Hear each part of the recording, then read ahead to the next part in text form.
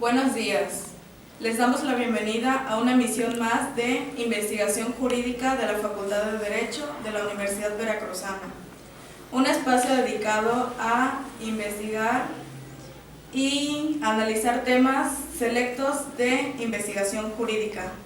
El día de hoy contamos con la presencia de la doctora Rebeca Elizabeth Contreras López, quien es investigadora de tiempo completo del Centro de Estudios sobre Derecho, Globalización y Seguridad y profesora de la Facultad de Derecho de la Universidad Veracruzana. Un gusto tenerla con nosotros, doctora. El primer tema que abordaremos será Derecho Penal y Globalización. Díganos, doctora, ¿cuáles son y en qué consisten los escenarios de derecho penal económico? Bueno, el tema del derecho penal, pensando ya en un escenario globalizado, tiene, digamos, muchas aristas y muchos elementos interesantes. Uno de los temas o de los ámbitos de investigación que hoy están más, son de mayor complejidad, es precisamente el del derecho penal económico. Porque lo que está ocurriendo es que hay muchos conceptos tradicionales básicos de la dogmática penal que ya en el ámbito económico no se pueden utilizar. ¿Por qué razón? Bueno, porque estamos hablando, por ejemplo, de transacciones que se hacen vía remota, en ocasiones ni siquiera con personas físicas que los estén operando y que sin embargo en ese momento se podrían estar configurando delitos, pero que ya rompen con el esquema tradicional del sujeto activo como una persona física que realiza un comportamiento delictivo, por poner un ejemplo.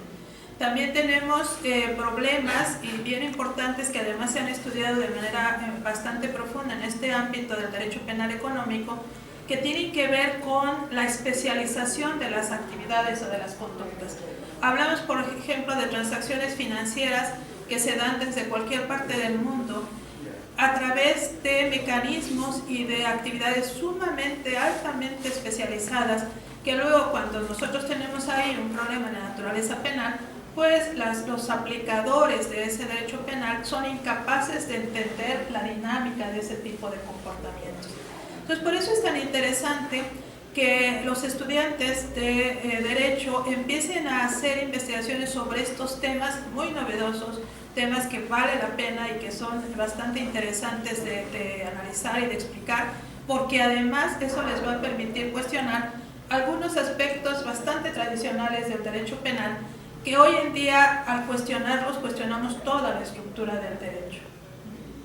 Ahora bien, en su opinión, ¿qué es el derecho penal internacional? Bueno, ese es otro gran ámbito que tiene también que ver con la globalización.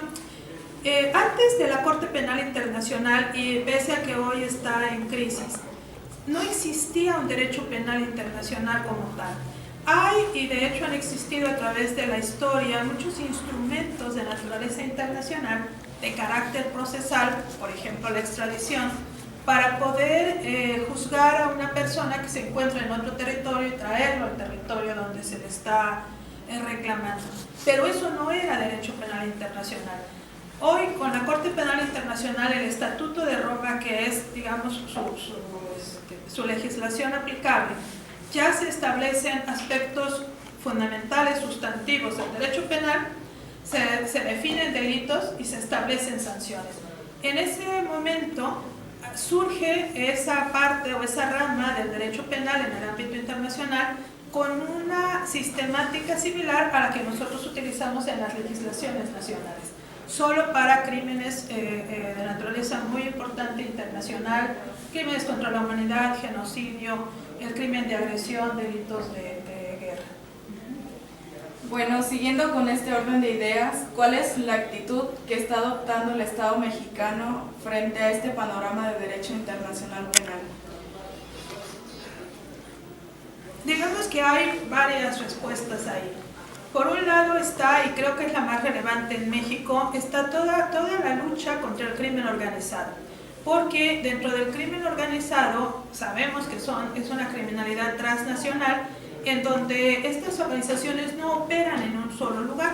Por tanto, México lo que ha venido haciendo y lo que está haciendo ahora es establecer alianzas con otros países para poder perseguir, para poder resolver este tipo de comportamientos.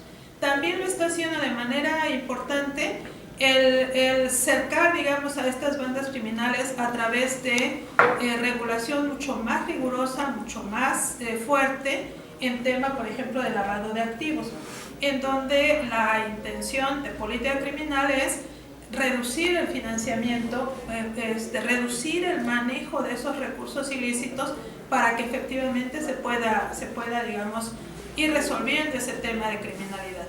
Este es un tipo de criminalidad que entra dentro de la globalización y entra dentro de mecanismos internacionales de persecución. Hay otras formas de criminalidad que se quedan a nivel doméstico, a nivel de cada estado, en donde no es necesario recurrir a estos elementos. Muchas gracias. A continuación, el segundo tema que abordaremos será política criminal. Díganos, doctora, ¿qué son las políticas de prevención del delito? Ok, bueno, este es otro gran tema que también vale mucho la pena que los estudiantes lo conozcan y que además indaguen sobre ellos. Tiene que ver la política criminal con las acciones concretas que los gobiernos realizan para poder enfrentar la criminalidad, de distintos tipos, en distintos niveles, bajo distintas consideraciones. Cuando nosotros hablamos de la prevención, de lo que estamos hablando, hay además distintos tipos de prevención, es de realizar ciertas medidas o tomar ciertas medidas, ejecutar ciertos programas que hagan que la criminalidad no se presente. O sea, el tema de la prevención es, vamos a actuar antes de que el delito se manifieste. Hay, insisto, distintas formas de prevenir. La peor manera de prevenir el delito es a través del derecho penal. ¿Por qué? Porque el derecho penal va a actuar cuando ya ha ocurrido la conducta delictiva. Hoy en día, dentro de la política criminal, que se relaciona además con las políticas públicas generales, lo que tenemos que hacer es actuar antes de que el delito se manifieste. Para lo cual, quienes cumplen esa función de planear, organizar y ejecutar las políticas, deberían olvidarse un poco del derecho penal, deberían olvidarse un poco de la comisión y trabajar mucho más en temas de políticas generales, de educación, de resolver los temas de marginación, de resolver temas de desempleo, de exclusión económica, para precisamente tener un escenario en el cual ahora sí el derecho penal pudiera actuar y esperemos que fuera así en casos excepcionales. Pero cuando nosotros queremos prevenir el delito a través del derecho penal, pasa lo que está pasando en México, códigos enormes, sanciones cada vez más altas que no resuelven ningún tipo de criminalidad. Ahora bien, en su opinión, ¿cuáles son los principales errores que se cometen al diseñar las políticas de prevención del delito? Uno fundamental, digo que hay muchas cosas que decir, pero uno fundamental es no partir de diagnósticos serios, confiables. En México y en buena parte de América Latina tenemos un enorme problema en cuanto a estadística criminal. No tenemos datos, no tenemos cifras, ni siquiera nos hemos puesto de acuerdo qué es lo que hay que conocer, qué es lo que hay que contar. Empezando porque hay conductas delictivas que en un lado se llaman de una manera y en otro lado se llaman de otra manera. Hay conductas delictivas que pertenecen a un ámbito, digamos, de organización y esas mismas pertenecen a otro distinto. Estoy pensando, por ejemplo, en el feminicidio. Hay códigos penales en México que lo consideran como una conducta distinta al homicidio. Hay otros que lo consideran como parte del homicidio y ahí mismo se regula. Y hay otras más que incluso lo llegan a considerar ya no como un tipo penal autónomo, sino como un agravante del homicidio. ¿Por qué traigo esto a colación? Porque entonces cuando nosotros establecemos cifras o datos, pues entonces resulta que cada quien lo cuenta de manera distinta.